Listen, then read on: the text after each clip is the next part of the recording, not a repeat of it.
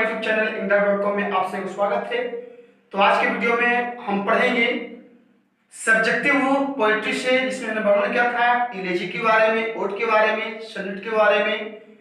तो देखते हैं, यहाँ पे ध्यान दीजिएगा, लिरिक का मतलब क्या होता है। लिरिक का मतलब एक गीत होता है। अब ये कैसा गीत, कविता में कैसा गीत, किस प्रकार का गीत होता है, इसको समझिएगा। लिरिक का मतलब होता है लिरिक। अब पहले हम इसको पढ़ के सुना देते हैं, समझा देते हैं। Lyric is the part of poetry that makes up song, personal feelings and thoughts about life, love, death and other expression of life, usually consisting of verses and choruses. It may be devotional, patriotic, amorous and so on, depending upon the nature of their theme. फिर से मैं पढ़ के समझा दीजिएगा। Lyric is the part of poetry that makes up song, personal feeling and thoughts about life, love, death and other expression of life, usually consisting of verses and choruses. It may be devotional, patriotic, amorous and so on, depending upon the nature of their themes. अब ध्यान दीजिएगा, कहा जा रहा है कि lyric, यह lyric क्या है? एक कविता का भाग है, कविता का हिस्सा है, जो क्या करता है, एक गीत को रखता है, एक गीत को रखता है ना। इस कविता, जो कविता में गीत को गाया जाता है, उसको हम लिरिक नाम देते हैं।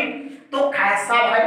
तो पर्सनल फीलिंग एंड थॉट्स, किसी की व्यक्ति का भावना और विचारों, कैसा विचार है, जीवन पर हो, प्यार पर हो, मृत्यु पर हो, या जीवन में किसी अन्य भावनाओं पर हो, अगर कही जाए तो वो गीत, यानी इंग्लिश में उसको लिटरेरी वर्ड में अगर कहें तो वो लिरिक होगा।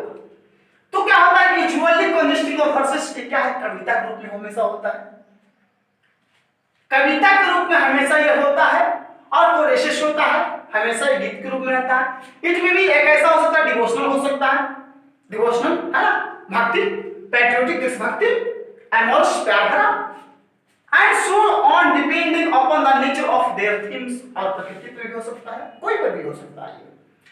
तो कोई पूछे कि भाई लिरिक क्या है, तो लिरिक एक कविता का ही भाग है, कविता का हिस्सा है, जिसमें किसी व्यक्ति की भावनाओं और विचारों, जिसमें किसी व्यक्ति की विचारों और भावनाओं को हम एक्सप्रेस करते हैं, उसको हम लिरिक बोलते हैं।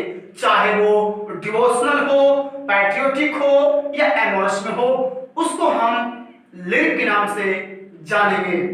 तो अब नेक्स्ट हम चलते हैं। अब इसके पहले देखिए, एक एग्जांपल है, मैं दिया हूं पीवी शैली का, बहुत ही अच्छा लिखा गया है, lines to an Indian airs. ये पीवी शैली जो है ऑथर है, इनकी वर्क का मैं नाम लिख दिया हूं, lines to an Indian author, Indian air, lines to an Indian air, जो कि बहुत ही अच्छा एक क्या है, लिरिक है। वो क्या है, लिरिक है। तो किसी की व्यक्ति की भावनाओं और विचारों को वो रखे, किसी की व्यक्ति की भावनाओं और विचारों को इस वर्ग में रखे हैं, है ना, जो समान तौर पर डिवोशनल भी हो सकता है, पैट्रियोटिक भी हो सकता है, एमोरस भी हो सकता है। आप लोग देखेंगे तो समझ में आ जाएगा। अगला है इलेजी। इलेजी का मतलब क्या होता है, शोक गीत। जब कोई मरता है ना, तो उसके प्रति है जो कि हम शोक गीत करते हैं। तो कविता के माध्यम से उसको कैसे करें भाई? Elegy is a part of poetry, a short poem of lamentation for dead. Its basis is absolute sincerity of emotion and expression. One particular type of the elegy is known as pastoral elegy. फिर से समझाने का प्रयास करता हूँ, ध्यान दीजिएगा। Elegy is the part of poetry, a short poem of lamentation for dead. Its basis is absolute sincerity of emotion and expression. One particular type of the elegy is known as pastoral elegy. अब कह रहा है कि elegy भी एक कविता का ही भाग है, हिस्सा, और कुछ नहीं है। elegy भी एक हिस्सा है। तो कैसा है? तो और यह क्या है, एक छोटी सी कविता इसको करते हैं, छोटा सा कविता है।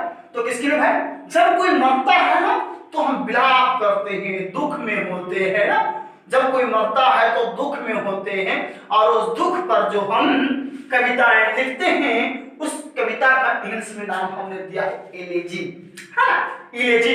वो क्या होता है भाई, it basis absolute sincerity of emotions and expression. और जो भावनाएं होते हैं और जो इमोशंस होता है, एक्सप्रेशन होता है, वो क्या एब्सोल्यूट पूर्ण सिंसियरिटी, एक अच्छी ईमानदारी वाली होनी चाहिए, है ना, उसके ऊपर अगर हम लिखते हैं तो वो कहा जाता है इलेजी। Over in a particular type of इलेजी, कहता है कि कोई खास प्रकार की जो इलेजी होता है, बहुत ही खास प्रकार का जो इलेजी होता है, तो उसको हम पास्टोरल इलेजी बोलते हैं। कहा गया है over in a particular type of the elegy is known as particular elegy, sorry pastoral elegy. अब देखिएगा कि खास प्रकार की अगर हम लिखते हैं इलेजी, तो उस इलेजी का नाम याद रखेंगे पास्टोरल इलेजी, जो कि 11th में पढ़ना है, 12th में पढ़ना होगा, है ना। तो एग्जाम्पल तौर पे एक क्रिश्चियन ऑथर है, राइटर है, कुछ बोल सकते हैं, जिनका वर्क है इन मेमोरियम, इन मेमोरियम, है ना। अब अगर चलते हैं, ओड क्या है, ओड का मतलब होता है संबोधन गीत, संबोधन, किसी को संबोध करते हैं, बताते हैं, एड्रेस करते हैं, हाँ। तो अब देखेंगे कि odd, ode is the part of poetry, a lyrical piece of poetry in the form of address, dignified in subject and exalted in tone, feeling and style. It is written for a special occasion or that speaks to particular person or thing and has three parts: panderic, Horatian and irregular. फिर से मैंने class कर रहा हूं, ध्यान दीजिएगा। Ode is the part of poetry, a lyrical piece of poetry in the form of address, dignified in subject and exalted in tone, feeling and style.